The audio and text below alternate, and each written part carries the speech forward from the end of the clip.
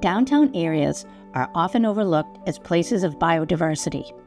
These spaces are critical for maintaining healthy ecosystems, to improve drainage and reduce flood risk, to offset the heat island effect during heat waves, to improve air and water quality, and provide food and shelter for migrating species and pollinators.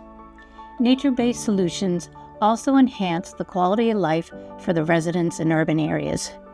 Here are 3 people in Cape Ann who are committed to making our downtowns greener.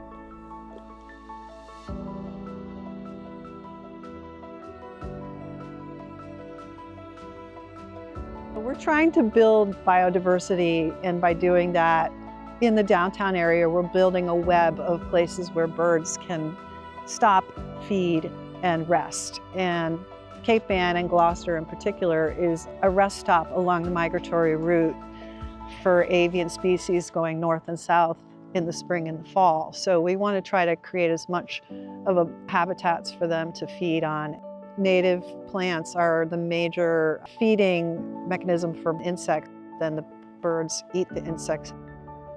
Most of the butterfly and moth species have to feed on specific plants to get their nourishment. If we don't have these insects and these birds, it really kind of breaks down the fabric of life and what we depend on in terms of how things replenish and renew, and it's for us as well as the animals and the insects. We're all interconnected. Our goal as a group, we're called Creating Commons, and commons are places in history, in colonial history especially, where people met and people shared, and there were woodlots that were shared. So we're creating a common area, and part of our mission is to share these plants. We really would love to share them with you. Rather than you going out to buy them at nurseries. These are the kinds of plants that are completely suited for our specific area.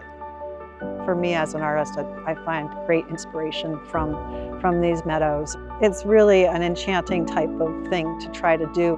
It's a really easy and inexpensive and reachable for anybody to do in their own properties, and also they can have a tranquil space to relax in, to come to and to get back in touch with nature, as well as just trying to reduce the amount of lawn that we have in our municipalities and make things more green in a way that's really habitat versus maintenance.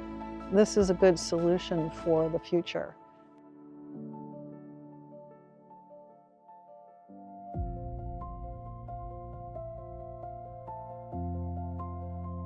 Hi, I'm Patty Amaral, and I live on Myrtle Square here in Gloucester, Mass. And I'm a friend of the Emerald Forest. The Emerald Forest is a wetland that is in the middle of Whistlestop Way, Myrtle Square, and Maplewood Ave. This place is special because, number one, it's an open space, and who doesn't think an open space is special? Because if you don't, yeah, you're crazy. But open space is important for us all, for the animals, for the water that it holds, especially the wetland, and for, you know, the trees give oxygen.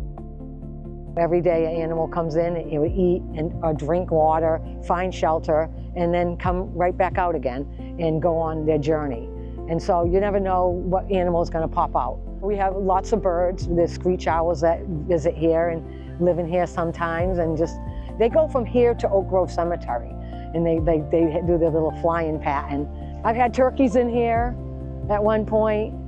So living in a downtown area, having green spaces is very important. You can't have just all impervious land and no trees. It brings people's psyche up. It makes them feel good.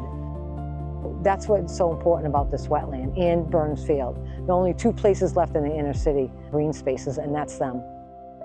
Emerald Forest Wetland is protected by our state's wetland ordinances. Our city's ordinances really could be looked at. Right now we are trying to, keep it protected, but it takes people to speak up about it too, to pay attention, go to meetings, and learn. We had someone that wants to fence it in, and fencing it in is not going to help it. It's going to hurt it.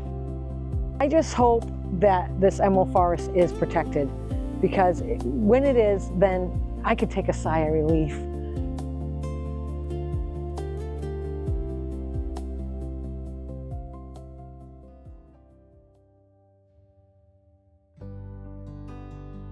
Project Elm has existed for 5 years, and it's an effort to bring back the elms across Cape Ann like they once were. So as I was a kid growing up here in Rockport, elms were everywhere, all over town, and typically in the main street scenes, you know, the streets closest to town, there were elms all over the place. And they were 100-footers, and they had a nice spread at the top, and they were like a cathedral. And that went away with Dutch elm disease. We've been doing this for 5 years, and it's several volunteers and I working together to identify places where the trees can go. We work on private land, and it's a lot of fun. We get folks that are interested in having trees in the yard for free, and we raise funds so that we can give them away.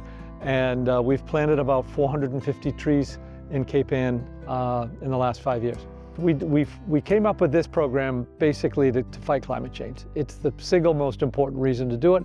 Secondly, though, is to restore the historic beauty of Cape Ann. Cape Ann was once surrounded, filled with historic elm trees all over town that were huge and offered a beautiful landscape and biodiversity for the community, and we want to restore that.